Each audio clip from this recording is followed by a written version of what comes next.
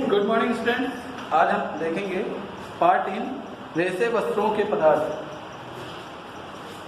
ये शायद आपको सेकेंड चैप्टर पढ़ाया जा चुका है, कुछ एक्सरसाइज भी हो गई थी। इसको अगर जो जो कंप्लीट ना हुआ वो बता दीजिएगा तो हम कंप्लीट करा देंगे। इसके अलावा आज से ये चैप्टर देखना शुरू करते हैं, तो फिर आगे देखते हैं। इस चैप्टर में हम पढ़ेंगे रेशों के प्रकार पढ़ेंगे, प्राकृतिक रेशे, कृत्रिम रेशे, पादप रेशे, मानव निर्मित रेशे, नायलॉन, पॉलिस्टर, जूट, असली, ऊन, रेशम, इन सब के बारे में पढ़ेंगे। यही चैप्टर 7th क्लास में भी है, लेकिन उसमें थोड़ा एडवांस लेवल पे पढ़ाया गया है। अभी अगर इसमें देखें तो रेशों के प्रकार की बात करते हैं। उससे पहले रेशे देखते हैं क्या। देखो रेशे मेन हम लोगों की बेसिक नीड जो है वो है कपड़े, क्लॉथ्स। बिना कपड़ों के हमारा कुछ होने वाला नहीं है। तो आदिमानव का समय था तब तो बिना कपड़ों के ही रहते थे। फिर धीरे धीरे पत्ते चलने लगे, पत्तों के कपड़े, खाल लपेटने लगे, ऐसे ही करते करते धीरे धीरे डेवलपमेंट होता रहा। उसके बाद कृत्रिम रेशे तैयार होने लगे धीरे धीरे, जिससे कि नए नए तरीके के नए नए डिजाइन के कपड़े बनने लगे। तो ये चालू कैसे हुआ या फिर ये किन किन चीज़ों की जरूरत पड़ती है। तो अगर बात करें तो इसमें रेशों की जरूरत पड़ती है। अब रेशे किस टाइप के चाहिए, रेशे मतलब कितने प्रकार के। रेशे मेनली दो तरह के होते हैं, एक होते हैं प्राकृतिक रेशे, एक होते हैं कृत्रिम रेशे। कृत्रिम रेशे होते हैं जो कि आर्टिफिशियल, वर्ड आर्टिफिशियल होता है, मैनमेड मतलब कृत्रिम, जो मानव लगा है। प्राकृतिक रेशे जो हमें नेचुरली मिलते हैं। अब प्राकृतिक रेशे में बात करें तो जैसे कपास हो गया, प्राकृतिक रेशे थोड़ा डिटेल में बात करें तो प्राकृतिक रेशे वे होते हैं जो हमें प्राकृतिक रूप से मिलते हैं। जैसे रेशम, रेशम के कीड़ों से बनाया जाता है। ऊन हमें भेड़ बकरियों के जो बाल जो होते हैं या रेशे जो होते हैं उनसे मिलता है। कपास ये भी प्राकृतिक रेशा है। तो कपास जो होता है ये तो बहुत ही इंपॉर्टेंट है। कपास के बारे में पढ़ते हैं। कपास ठंडा, नर्म, आरामदेह होता है। ये उष्णकटिबंधीय तथा समीपवर्ती क्षेत्रों की मुख्य रेशे बनाने वाली फसल है। नील घाटी तथा इंडस घाटी में कपास की कई शताब्दियों तक खेती की जाती रही है। कपास भारत में कपास का उपयोग 1800 ईसा पूर्व से किया जाने लगा है। भारत में कपास दक्षिण पठार के उत्तरी पश्चिम भाग में उगाई जाती है, क्योंकि कपास के लिए काली मृदा सबसे उत्तम मृदा है। उत्तम गुणों वाली कपास लंबे रेशों वाली होती, जिसमें रेशम की लंबाई लगभग 5 सेंटीमीटर होती है। कपास के पौधों को 20 डिग्री सेल्सियस का तापमान और 80 से 120 सेंटीमीटर वर्षा की आवश्यकता होती है। यूएसए, चीन, रूस, भारत, मिस्र, सूडान, ब्राज़ील, मैक्सिको, पाकिस्तान तथा कजाकिस्तान कपास के मुख्य उत्पादक हैं। कपास का पौधा स्थिरता से बढ़ता है और जल्दी ही 3.6 फीट ऊंचाई की झाड़ी बन जाता है। तो अगर बात की जाए कपास की, तो यहाँ पर रीडिंग तो हो गई। मेन देखिए कपास है क्या। कपास जो है बहुत इंपॉर्टेंट रेशा होता है। कपास खेती की जाती है प्राकृतिक रेशा प्राप्त करने के लिए। क्यों? क्योंकि ये एक तो ठंडा होता है, और जैसे भारत हो गया या उष्णकटिबंधीय क्षेत्र हो गया जहाँ गर्मी ज़्यादा होती है, वहाँ के लिए बहुत बेस्ट है। रीज़न क्योंकि इससे बने कपड़े ठंड होते हैं, ठंड मतलब गर्मियों में पहनने के लिए होते हैं, क्योंकि ठंड नेचर के होते हैं। तो भारत जैसे कि पता ही है गर्म जलवायु वाली जगह है, तो यहाँ पे इसका बहुत इम्पोर्टेंट है।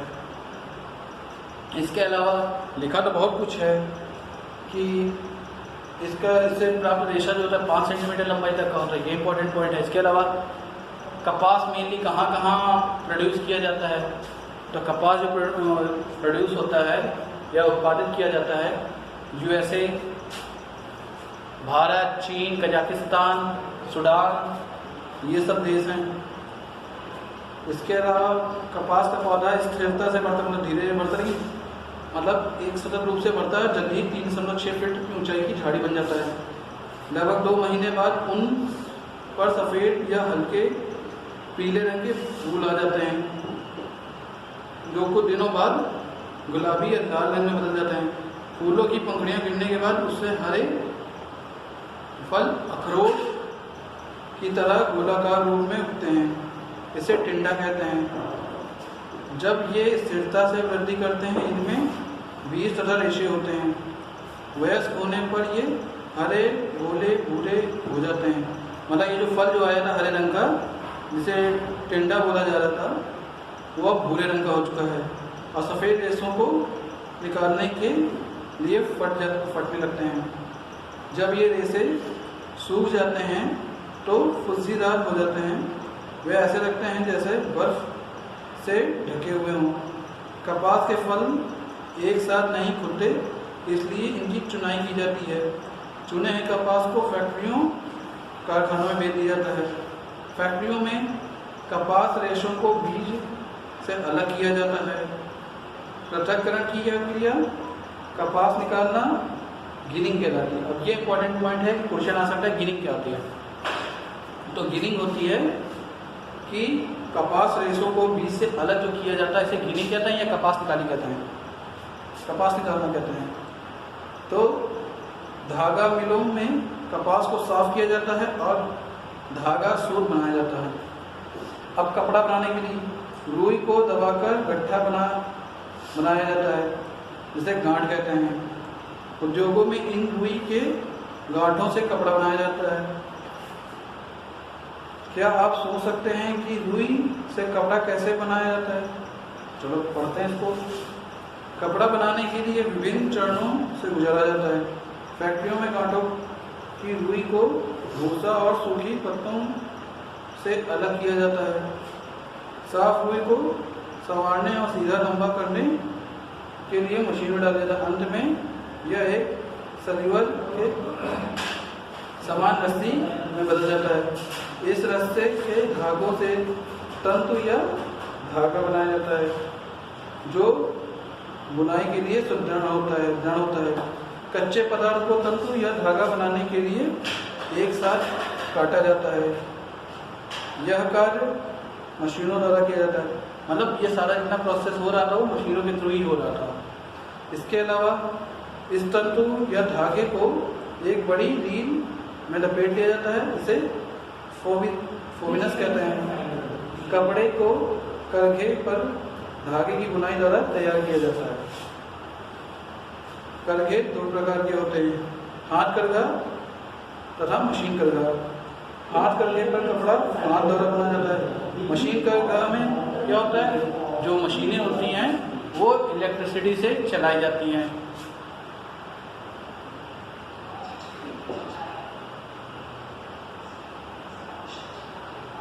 इसके अलावा आगे देखा जाए तो आगे जो है मशीन करघा में विद्युत उपयोग होता है, ठीक है। गांव में छोटे स्तर पर कपड़ा हाथ करघा से ही बुने जाते हैं। बड़े स्तर पर सूट कपड़े मशीनों करघों द्वारा बनाए जाते हैं। प्रयोग किए जाने वाले करघों में एक सांचे, जिसे ताना कहते हैं, में लंबाई के अनुसार धागे लगे होते हैं। दूसरा धागा मशीन के शीर्ष नली में लपेट दिया जाता है, जो धागे की लंबाई के अनुसार धागे के बीच पीछे और आगे की ओर गुजारता है। यह आर पार का धागा बना कहलाता है। बुनाई के बाद कपड़े को रंगाई और छपाई के लिए भेज दिया जाता है।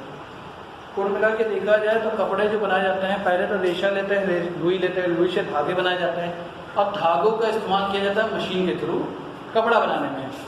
अब उन्होंने बीच में जो प्रोसेस हो सकता है समझ में ज़्यादा ना आया हो कि कहाँ से धागा कहाँ ले गए, वो मशीन का पार्ट है कि मशीन का जो मशीन चलाते हैं उनको इसका प्रोसीजर पता होता है या उनको इसकी क्रियाविधि पता होती है। यहाँ मशीन की थोड़ी क्रियाविधि बताई गई है, लेकिन जो मोटा मोटा हिसाब अगर हम बात करें तो हमें जो करना होता है, पहले रेशे तैयार किए जाते हैं, रुई जैसा होता है, उसको फिर लंबा किया जाता है, धागा टाइप का बनाया जाता है, लपेटा जाता है, मशीनों का इस्तेमाल किया जाता है कपड़े बुनने में। अब मशीनें दो तरह की हैं, ये इंपॉर्टेंट चीज़ है, एक हाथ करघा, एक मशीन करघा। हाथ करघे हाथ से चलाने के लिए होते हैं और मशीन करघा मशीन के लिए होता है कि जैसे बड़ी बड़ी फैक्ट्रियाँ होती हैं कपड़ों की, तो वहाँ पे हाथ से काम नहीं होता, वहाँ पे सप्लाई दी जाती है इंडस्ट्रियल एरिया में और वहाँ पे सप्लाई आती रहती है और मशीन चलती रहती है, कपड़े बनते रहते हैं।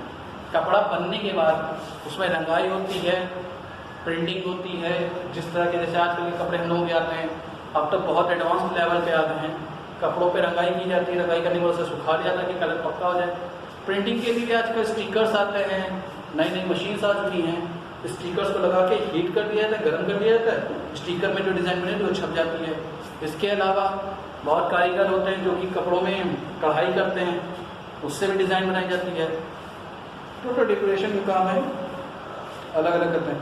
कपास का उपयोग की बात करें तो कपास का उपयोग कपड़े बनाने में किया जाता है। कपास की गड्डी,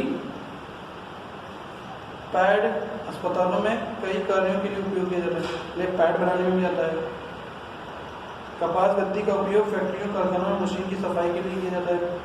कपास का उपयोग गद्दों तथा तकियों को भरने में किया जाता है, क्योंकि सीधी सी बात है, कपास से रुई बनाई जाती है और रुई का इस्तेमाल क्या करते हैं हम लोग, गद्दे में भरते हैं, तकियों में भरा जाता है। इसके अलावा अस्पतालों में यूज़ किया जाता है। ऊन भी एक प्रकार का रेशा होता है जो कि भेड़ों के बाल से प्राप्त होता है।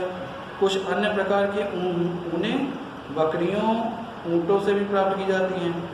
ऊन से बने वस्त्र हल्के और गर्म होते हैं जो कि पहनने में सुविधाजनक होते हैं। ऊन का पता ही है, ऊन से स्वेटर बनता है, स्वेटर हमें ठंडी से बचाता है। इसका मतलब ये कह सकते हैं कि ठंडियों के लिए होता है, अब ठंड से बचने के लिए यानी शरीर को गर्म रखने के लिए यूज़ किया जाता है। रेशम जो होता है, रेशम वाले कीड़ों से प्राप्त होता है।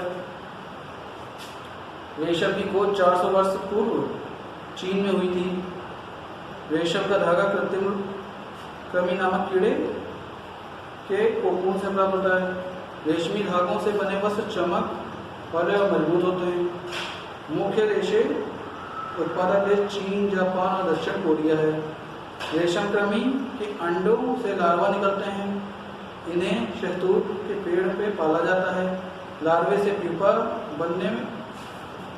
बनते समय यह कीट अपने चारों ओर रेशम का धागा बुन लेते हैं। यह रचना कोकून कहलाती है। पूर्व विकसित कोकून को गर्म पानी में डालकर प्रत्येक कोकून से 600 से 900 मीटर लंबा रेशम धागा प्राप्त किया जाता है। इसके अलावा ये तो कृत्रिम रूप हो गया। पादप रेशे होते हैं, मतलब पेड़ों से मिलने वाले रेशे, जैसे कि जूट हो गया, जूट से भी हमें रेशम मिलता है, रेशे मिलते हैं। तो अलग अलग जगह हैं जहाँ से हमें ये मिलते रहते हैं। तो अगर बात करें तो आज हमने सीखा कि रेशे कितने टाइप के होते हैं। उसके बाद कपास के बारे में बात की, कपास का उपयोग समझा, ऊन के बारे में बात की, रेशम की बात की, रेशम को जो है रियल में कैसे बनता है, फैक्ट्री में कैसे रेशम निकाला जाता है, ये सब चीज़ें अगली क्लास में आप लोगों की डिटेल में दी गई है। जूट का इस्तेमाल बताया। इसके अलावा असली और नायलॉन के कपड़ों के बारे में हम कल पढ़ाई करेंगे। तो आपका ये चैप्टर समझाने वाला अगले टॉपिक में हो जाएगा। इसके अलावा आप लोग पढ़ाई करते रहिए, समझने की कोशिश ज़्यादा करिए। अगर कोई कन्फ्यूजन है, कोई चीज़ समझ में नहीं आ रही तो पूछें, तो उससे आपको भी फ़ायदा होगा और हमें भी अच्छा लगेगा कि अगर आप क्वेश्चन पूछते हैं तो, क्योंकि उससे होता है कि आप रिस्पॉन्स दे रहे हैं, वो बहुत ज़रूरी है। ताकि पढ़ाई करते रहिए, कोई कन्फ्यूजन जो पूछिए। Thank you very much.